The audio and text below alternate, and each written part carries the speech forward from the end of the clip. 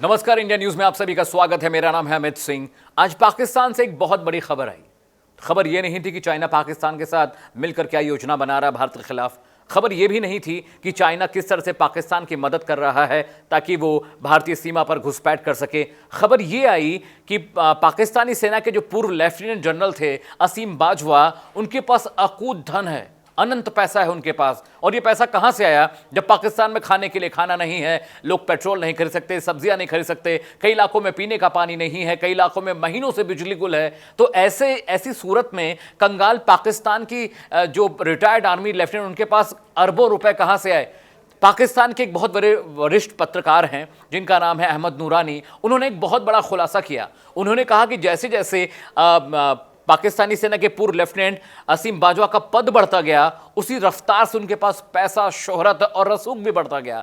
बड़ा सवाल यही था कि जिस पाकिस्तान के पास सेना के लिए हथियार खरीदने के लिए पैसे नहीं हैं, उस सेना का रिटायर्ड लेफ्टिनेंट इतने पैसे आखिर कहां से ला रहा है। और अगर मैं आपकी संपत्ति की बात बताऊं तो आपके होश उड़ जाएंगे। असीम बाजवा के पास करीब 99 कंपनियां हैं, 130 ऐसे जॉइंट्स, फूड जॉइंट्स हैं। इसके अलावा 5 मुल्कों में, दुनिया के 5 बड़े मुल्कों में उनके पास प्रॉपर्टी है। तो बड़ा सवाल यही था कि रिटायरमेंट के बाद एक फौजी पेंशन पे अपनी दिनचर्या जीता है, पेंशन के खर्चे पे अपना रोजमर्रा के खर्चे उठाता है। लेकिन ऐसा क्या हो गया कि बाजवा ने 99 कंपनियां खोल ली, 130 फूड जॉइंट्स खोलिए। इसके अलावा दुनिया के 5 बड़े इलाकों में जैसे ब्रिटेन, कनाडा और लंदन जैसे इलाकों में उनके पास प्रॉपर्टी है, घर है। इसका मतलब कि पैसा कहीं ना कहीं से तो आ ही रहा था। अब अंदर की खबर मैं आपको बताता हूं।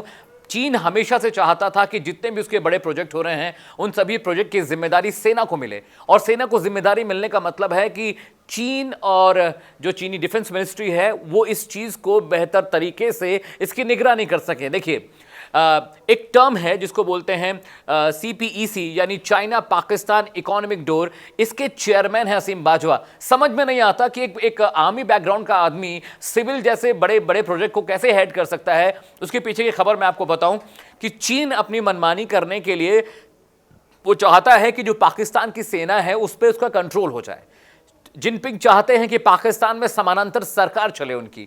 और ऐसा क्यों हो रहा है? क्योंकि जो पाकिस्तान है बुरी तरह से मुंह से सर से पैर तक कर्ज से दबा हुआ है, और ये कर्ज उसको चाइना देता है। पूरी दुनिया में और कोई ऐसा देश, कोई ऐसा मुल्क नहीं जो पाकिस्तान को मदद कर पाए। उसके पास सिर्फ चीन है, और चीन इसका भरपूर फायदा उठा रहा है। चीन क्या कर रहा है? वो पाकिस्तान ने ग्वादर पोर्ट में एक बहुत बड़ा बंदरगाह बना रहा है। वो कहता तो है कि वो पाकिस्तान की मदद कर रहा है, लेकिन असल में वो अपने लिए रास्ता बना रहा है। चीन की योजना ये है कि पूरे इंडो पैसिफिक एरिया में, इंडो एशियन एरिया में वो अपनी पैठ मजबूत करे, चाहे वो समुद्री रास्ते हों, चाहे सड़क के रास्ते हों। अब जो ग्वादर पोर्ट बन रहा है, ग्वादर पोर्ट भले वो पाकिस्तान की इकोनॉमी और वहां के इंफ्रा को डेवलपमेंट करने के नाम पे वो बना रहा है, लेकिन कहीं ना कहीं वो चाहता है कि भारत के पास उसकी नजदीकी, उसकी घुसपैठ के लिए कोई ऐसा रास्ता हो, कोई ऐसा पैड हो जहां से वो भारत के खिलाफ कार्रवाई कर सके। इसलिए वो पाकिस्तान को लगातार कर्ज देता जा रहा है, उसकी हर जरूरत को पूरा कर रहा है। उसके बदले में उससे क्या ले रहा है? चीन ने पाकिस्तान को दो टूक कह दिया कि गिलगित और बल्टिस्तान जैसे इलाके हमें दे दो, हमसे $2 अरब का कर्ज ले लो। इसके अलावा हालत इतनी खराब हो गई कि पाकिस्तान ने अपने समंदर तक चीन को बेच दिए हैं। उन इलाकों में अब चीनी मछुआरे मछली मारते हैं।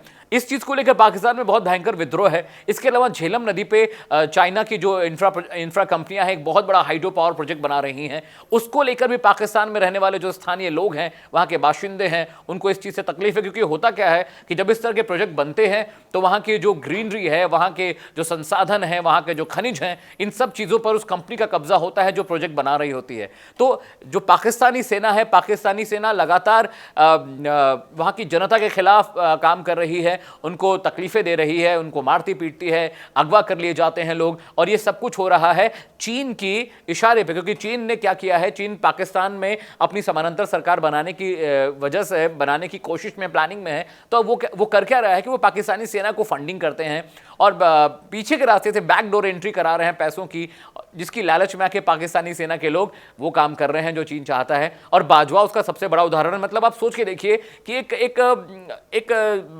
सैन्य अधिकारी जो लेफ्टिनेंट जनरल हुआ करता था कभी, आज उसके पास खरबों की प्रॉपर्टी है। उसके 3 बेटे हैं जो पूरी दुनिया में बिजनेस करते हैं। उनकी बीवी के नाम से 99 कंपनियों में हिस्सेदारी है।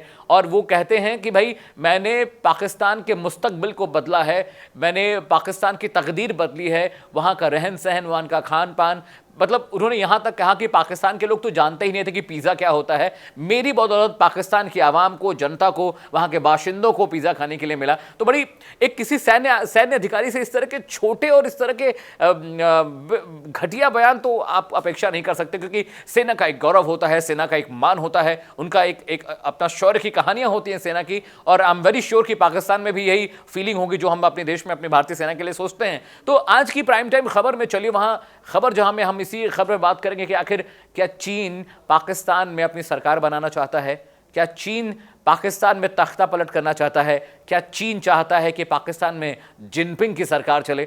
इसी खबर पर, इसी एंगल पे आज की बड़ी पड़ताल 9 बजे होगी। कल आपसे फिर से मुलाकात होगी एक नई खबर, एक नया एंगल, एक नए टॉपिक के साथ। अगर आप अपनी प्रतिक्रिया देना चाहते हैं, मुझे मैसेज करना चाहते हैं, कोई सुझाव देना चाहते हैं, तो आप मुझे फेसबुक, इंस्टाग्राम या ट्विटर पर अपने संदेश भेज सकते हैं। मेरा ट्विटर हैंडल है जॉर्नो अमित सिंह। फेसबुक पर भी मैं जॉर्नो अमित सिंह के नाम से ही पाया जाता हूं। इसके अलावा इंस्टाग्राम पर भी आप मुझे फॉलो कर सकते हैं। मेरा इंस्टाग्राम ID है जॉर्नो अमित सिंह। आज फिलहाल इतना ही, कल फिर से मुलाकात होगी। तब तक आप देखते रहिए इंडिया न्यूज़। नमस्कार।